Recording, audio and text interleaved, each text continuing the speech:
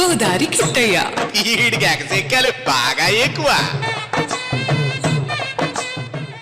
ఎటు వెళ్ళిపోయింది మనసు, ఎలా ఒంటరయ్యింది వయసు.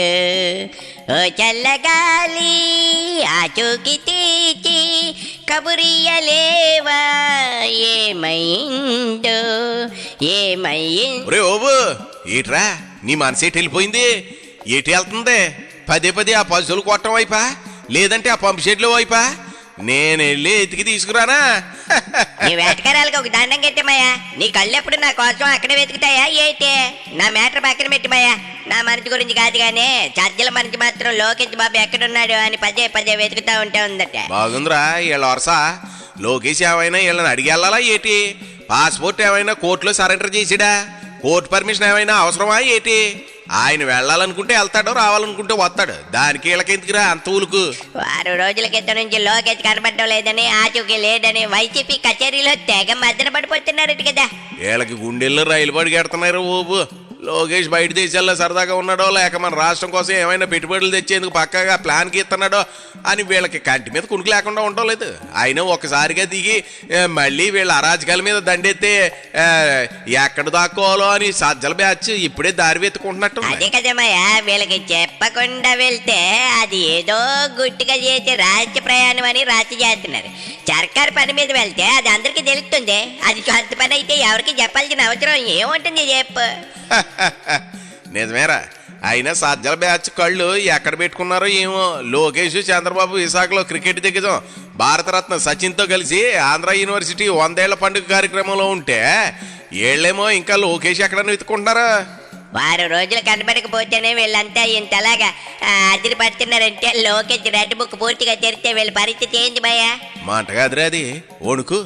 లోకేష్ ఎప్పుడు ఏ బాంబు పేలుస్తాడో అని వీళ్ళకి నిద్ర పట్టదట. అందుకే ఆయన ఎక్కడున్నా ఓ కంట గమనిస్తూ ఉంటారట.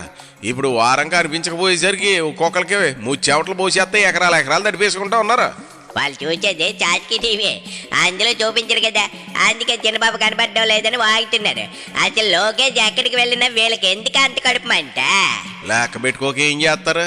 రేపు పొద్దున్న తమ గుట్టి ఎక్కడ రట్టు అవుతుందోనని ముందే జాగ్రత్త పడాలి కదా. అందుకే ఏ పర్యటనకైనా సరే తమ మీద దెబ్బ కొట్టడానికి అని ఉణుకుపోతా ఉన్నారట వైసీపీ వాళ్ళు. అంటే లోకేష్ని చర్చలు అంతగా గుర్తు చేసుకుంటున్నాడనమాట.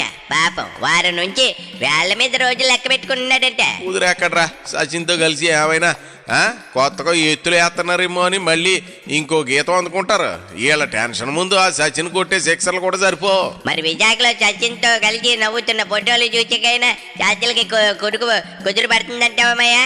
ఆ ఒకటి అడకు, ప్యాలెస్ నుంచి వచ్చే హుకుములు ఎలా ఉంటాయి?